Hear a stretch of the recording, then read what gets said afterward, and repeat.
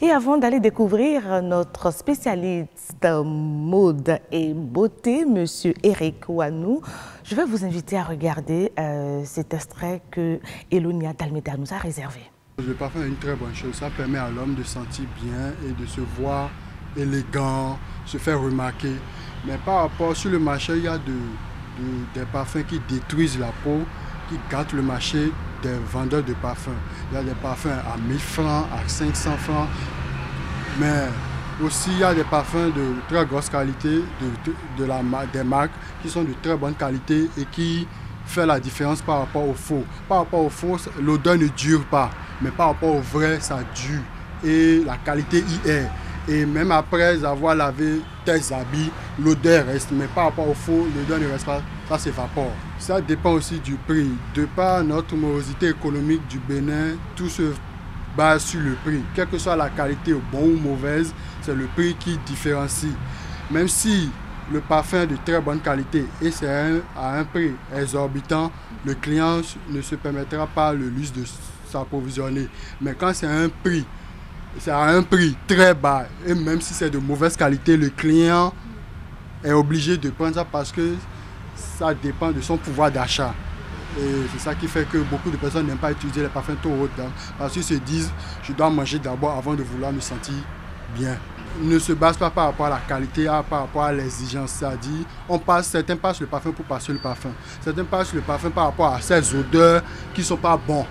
Donc, peut-être si dans notre environnement, si la population finit par être émancipée, on peut voir le développement des vendeurs de parfums de haute gamme. Mais dans certains supermarchés chics, un peu partout, on vend des parfums de très bonne qualité. Mais les parfums de très bonne qualité ne sont pas sur le terrain comme ça, c'est dans des coins rares. Il a pratiquement tout dit, ce monsieur, dans cet extrait avec Elonia d'Almeida.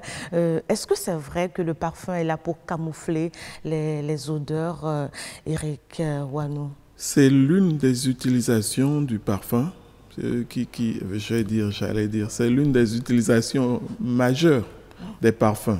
Beaucoup de gens s'en servent pour masquer les mauvaises odeurs et en fait, la parfumerie s'est développée au Moyen-Âge en Europe avec le recul de l'hygiène. Merci beaucoup. Merci d'avoir accepté notre invitation, Monsieur Eric Wanou. Je rappelle que vous êtes un spécialiste mode et beauté. Et aujourd'hui, on parle parfum. Tout à fait. Dites-nous en même temps les origines des senteurs. Mais les senteurs sont dans la nature. Les senteurs sont portées par des animaux, des pierres, des minéraux, des végétaux, des huiles, des eaux. Les senteurs sont dans la nature et donc depuis toujours l'homme a pris l'habitude d'aller chercher des senteurs dans la nature pour régler certains de ses besoins ou pour diverses utilisations. C'est-à-dire que l'une des premières utilisations, par exemple, a été de s'enduire le corps de matière odorante pour les chasseurs qui partaient à la chasse, soit pour masquer leur odeur humaine afin que l'animal ne les sente pas venir, ou pour effrayer l'animal qu'ils s'en vont chasser. D'accord. Mais aujourd'hui, cette utilisation, enfin, le champ s'est vraiment élargi. Le champ s'est énormément élargi. Et aujourd'hui, les parfums font partie de la mode, des cosmétiques. Ça fait partie des accessoires les plus importants d'ailleurs, de la mode, de la beauté surtout. Oui. Quand on veut sortir aujourd'hui, il est impossible de faire une sortie sans parfum. Je vais dire que le parfum est l'accessoire invisible d'ailleurs, parce que tout le reste se voit, la coiffure, le vêtement se voit, mais le parfum, on ne le voit pas. Mais on le sent. Il est l'outil qui, derrière ce qu'on voit, va améliorer l'effet de votre toilette, de votre coiffure et de tout ça. Mais aujourd'hui, le parfum a gagné d'autres terrains, comme je le disais, et il est entré dans les mœurs. Aujourd'hui, au Bénin, surtout pour ceux-là qui sont dans certaines croyances, on utilise des parfums et tout ça. Oui, je vais dire, ça ne date pas d'aujourd'hui. C'est l'une des premières utilisations de parfums dans certaines croyances.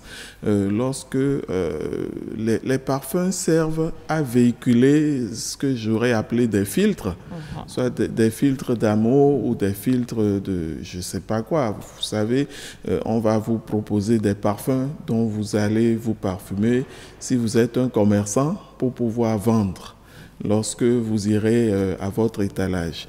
En fait, dans ce cas, le parfum n'est qu'un véhicule dans lequel le magicien là, a introduit des ingrédients que lui, il a confectionnés et puis donc il les incorpore dans le parfum. Le parfum devient le véhicule qui vous permet de porter ces ingrédients-là aisément. Voilà. Et justement, parlant de composition, quels sont ces différents éléments? C'est vrai, vous nous avez dit tout à l'heure que le parfum, c'est dans la nature et tout ça, et on fait la collecte, on fait le mélange. Quelles sont ces différentes composantes?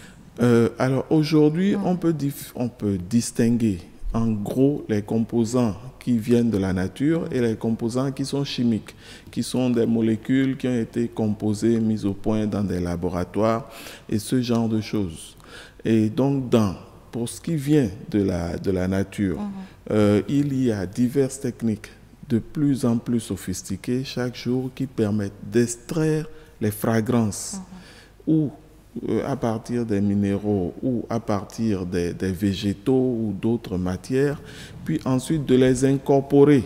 Aujourd'hui, c'est beaucoup dans des solutions alcoolisées que le parfum, les fragrances vont pouvoir être incorporées pour être manipulées et commercialisées ensuite.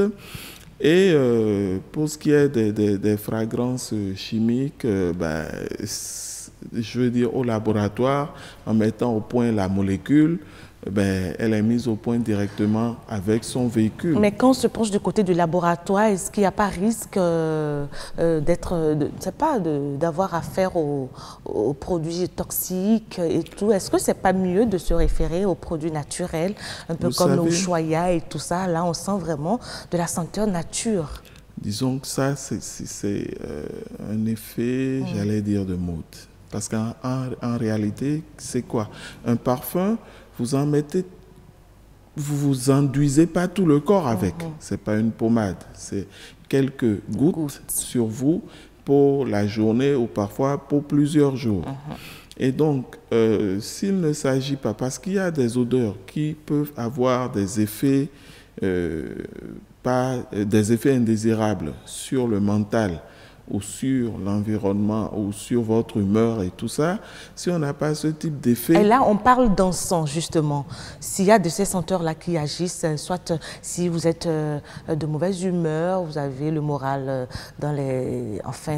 au niveau très bas, il y a de ces encens. Il y a beaucoup de senteurs. Ce sont des senteurs. L'encens est une senteur, est un élément, parfum particulier qui a une odeur typique et qui est un minéral, ou en tout cas qui est toujours synthétisé sous forme minérale, qu'on peut brûler généralement. On va le mettre dans un encensoir, et on va le brûler et en se consumant, il dégage son parfum. Mais il y a des arômes qui proviennent de végétaux, qui peuvent, par exemple, réveiller votre libido ou vous mettre de bonne humeur ou améliorer l'ambiance. Vous savez, en général, un parfum dans une ambiance va apporter une note supplémentaire. Ça augmente l'impression de confort, quel qu'il soit. Mais il existe également des odeurs qui ont des effets déplorables. Donc ça peut arriver. Maintenant, et tout ça est mis au point en laboratoire, mais une maison qui commercialise des parfums va commercialiser généralement des parfums positifs et dont les effets indésirables, au cas où il en existerait, sont très minimes. En général, ici, on conseille d'appliquer le parfum sur les vêtements la chemise plutôt directement. que sur la peau. Et là, il y a des déodorants sur la peau directement. Ce sont les déodorants qui sont recommandés. Ce sont les déodorants qui sont recommandés. D'accord. Et parlant de commercialisation, on voit que quand on se rend dans les supermarchés, en pharmacie et tout, il y a une classification de senteurs. Il y a des eaux de cologne, des eaux de toilette, des déodorants, des parfums. Mais qu'est-ce qui pourrait expliquer cette sériation, cette classification? Voilà. En fait, un parfum, c'est une odeur. Techniquement, on va dire c'est une fragrance qui a été mise au point par un laboratoire ou quelqu'un, et donc qui, à l'état concentré, est quelque chose d'extrêmement coûteux. Voilà. Et ensuite, c'est commercialisé. La forme de l'essence est la forme la plus concentrée. Et donc ça suppose que l'essence doit être plus chère, beaucoup plus chère. Ça va être la forme la plus coûteuse pour les mêmes quantités. Ensuite, on peut prendre la fragrance, une petite dose de fragrance qui va être diluée dans une certaine dose d'alcool ou d'autres véhicules. Et donc, en fonction de la concentration de la fragrance dans le produit que vous achetez, le prix sera plus ou moins élevé. Et également en fonction de l'utilisation à laquelle le produit est destiné. Généralement, le parfum est commercialisé sous forme d'eau de toilette. Mais il peut être commercialisé sous forme d'eau de parfum. C'est une concentration un peu plus élevée déjà, qui est censée donner plus d'enveloppe, plus de durée aussi. Parce que le parfum, il a une durée d'action sur vous. Au moment où vous le passez, à l'instant où vous le passez, les premières sensations olfactives qui vont se dégager ne seront pas les mêmes tout le temps. Au bout de 2 ou de 3 heures de temps, votre parfum va sentir légèrement différent. Au bout peut-être de 3 jours, il sera encore là, mais vous serez dans les notes de fond qui vont être encore une autre nuance de la même fragrance. Alors dites-nous, quel est le rôle que joue l'artisan parfumeur sur la chaîne? Quel est son rôle concrètement? L'artisan parfumeur, il est l'auteur du parfum. Il est comme le styliste dans le vêtement. C'est-à-dire donc c'est lui qui compose en quelque sorte. C'est lui qui compose. Dans le langage courant, on l'appelle un nez. C'est-à-dire qu'il a dans son nez des capacités, une sensibilité olfactive spéciale qui lui permet d'imaginer des ambiances à partir des odeurs qu'il capte. Et donc, il va composer en prenant différentes senteurs qui sont à sa disposition. Il va composer, doser un mélange pour obtenir une fragrance nouvelle.